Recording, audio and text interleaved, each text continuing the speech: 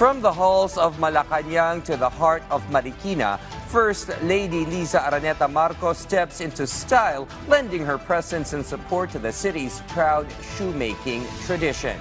More than just a visit, it's a walk of confidence for local craftsmanship.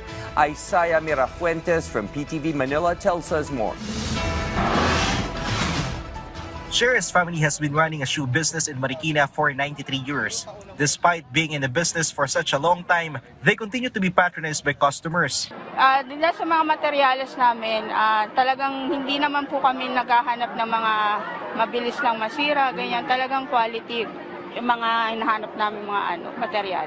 When it comes to shoes, Marikina-made products are known for their quality. Today, First Lady Liza Araneta Marcos witnessed the opening of a public exhibit featuring Marikina-made shoes. She took time to check out each of the shoe brands from Marikina. Even the residents of Marikina were delighted to see the First Lady. She also tried on several pairs of shoes for size. Marikina is honored, because the First Lady visited us in our very modest shoe exhibition event.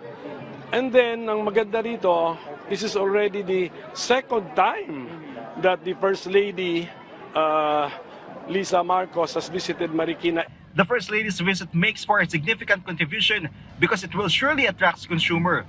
Siyempre nakakataba ng puso.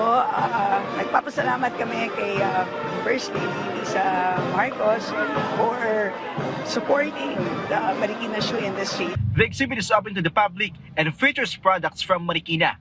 This is also part of the government's Buy Local, Wear Local campaign.